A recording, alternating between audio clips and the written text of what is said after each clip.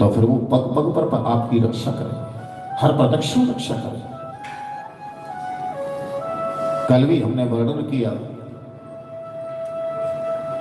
कि ठाकुर जी हर प्रदक्षिण रक्षा करते हैं आपकी, परंतु शरीर के जो भोग हैं वो तो भोगने ही पड़ेंगे।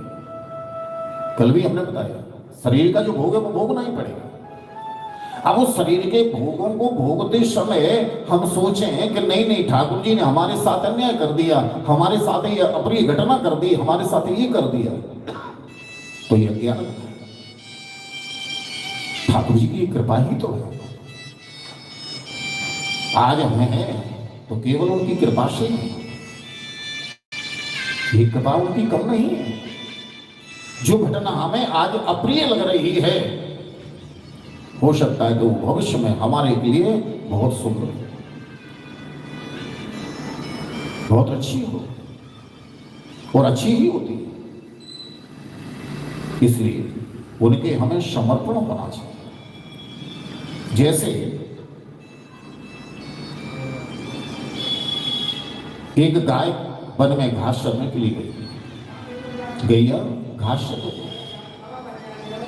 घास चरते चलते शल्या बेला का आगमन होने लगा। उसी समय सामने से उस वन में एक बाघ आने लगा, और बाघ ने जब गाय को देखा तो उस गाय को पकड़ने के लिए बाघ दौड़ पड़ा, और गैया ने जब आते हुए देखा अपनी तरफ बाघ को तो भयभीत हो गई, ये मुझे पकड़ लेगा तो मुझे मार देगा, खा जाएगा।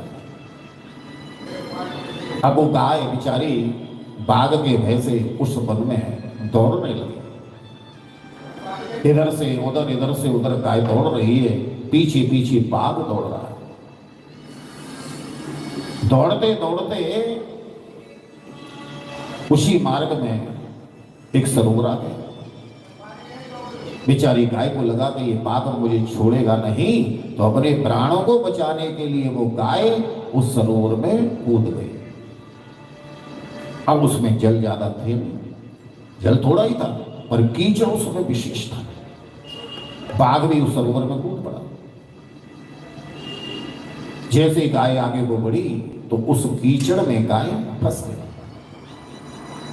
न तो आगे वो चल पा रही है न पीछे बढ़ पा रही है। धीरे धीरे बाघ बिल्कुल नजदीक में पहुंच गया, पास में पहुंचने वाला था, पर वो भी फंस गया।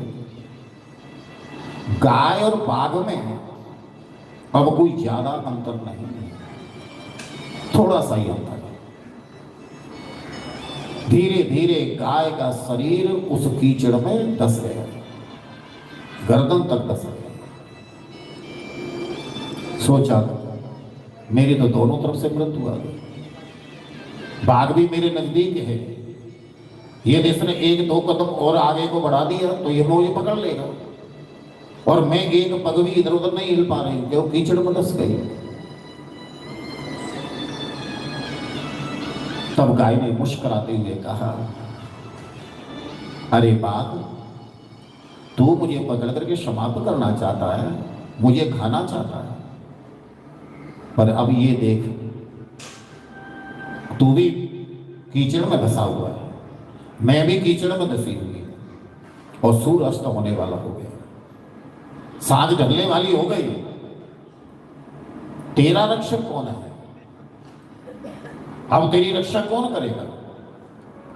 तो बाघ बोला, अरे मैं तो इस जंगल का शेर हूं, राजा हूं, मैं दुनिया की रक्षा करता हूं, तो भला मेरी कौन करेगा? पर गाय तू बता, तेरी रक्षा कौन करेगा? बाघ बोला, तू भी तो बता ना, तेरी रक्षा कौन करेगा? तू भी तो इस कीचड़ में धंस गई है, या तो कीचड़ में और धंस गई तो तेरे प्राण निकल जाएगा, अथवा मैं पकड़ लूंगा तो मैं तुझे खा जाऊंगा। तो गाय मुस्कुराती बोली, बाघ, मेरी रक्षा मेरा मालिक करेगा, मेरा स्वामी करेगा। वो कैसे? सांझ ढलने को गई, सूरज तो होने वाला है, और जब मैं घर नहीं पहुंचूंगी तो मेरा मालिक देखेगा कि मेरी आज गाय क्यों नहीं आई, तो मुझे वो ढूंढने के लिए जरूर आएगा, और ढूंढते ढूंढते मेरे पास आ गया तो इस कीचड़ में से मुझे निकाल ले जाएगा। पर तेरा तो कोई रक्षक है ही नहीं, क्योंकि तुझे तो ये अभिमान है, तुझे ये अहंकार है कि मैं इस जंगल का राजा हूं, पर मेरा तो मालिक है। ये वार्तालाप बाघ और गाय में हो ही रहा था। उसका मालिक घर पहुंचा, देखा गाय नहीं आई तो ढूंढने के लिए निकल पड़ा, और ढूंढते ढूंढते वो उस सरोवर के पास आ पहुंचा। देखा मेरी गाय तो कीचड़ में फंसी हुई है। जब गाय ने अपने मालिक को देखा, अपने स्वामी को देखा, तो देखते हुए बोली, बाघ मैंने तुमसे कहा था ना कि मेरा मालिक अवश्य आए। मालिक ने उस गाय को कीचड़ में से फंसी उससे बाहर निकाला और लेकर के घर की ओर चल पड़ा। तो गाय ने पीछे को मुड़ करके उसे बाघ से कहा, बाघ मैंने तेरे से कहा था ना, मेरा स्वामी आ गया और मुझे लेकर के अब घर जा रहा है, पर तुझे तो किसी में फंसा रहना पड़ेगा। और गाय कहकर के चली। इसका तात्पर्य क्या है? ये गाय कौन है, बाघ कौन है? बाघ ये कोई और नहीं, ये बाघ अहंकारी ये मन है। हमारा ये मन ही अहंकारी बाघ है। इस मन को अहंकार हो जाता है, मैं ये कर लूंगा वो कर लूंगा। और गाय समर्पण का भाव।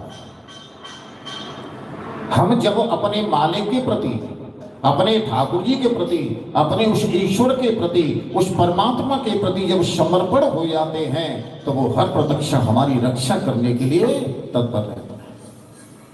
यदि बाघ जैसा हम अहंकार कर लेंगे,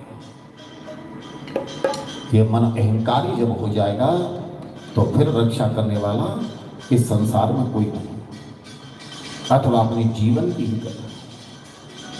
तो हमारे अंदर ठाकुर जी के प्रति समर्पण भाव होना चाहिए। ये तो हम समर्पण हो जाएंगे।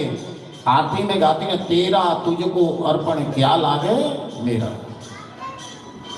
इसलिए भागवत के 11वें स्कंद में बड़ा सुंदर श्लोक है कि कायेन वाचा मनसेन्द्रियैर्वा बुद्ध्यात्मना वानुसृत स्वभावा करोति यत्य सकलं परस्मै और नारायणायेति समर्पयेत। बहुत सुंदर श्लोक है। इसके भाव को हृदयंगम करना चाहिए। कायेन वाचा, काया माने शरीर से, मन से, वाणी से, इंद्रियों से और बुद्धि से। शरीर से, मन से, वाणी से, बुद्धि से, इंद्रियों से जैसा भी कर्म बनता है, चाहे वो कर्म शुभ है अथवा वो कर्म अशुभ है, शुभ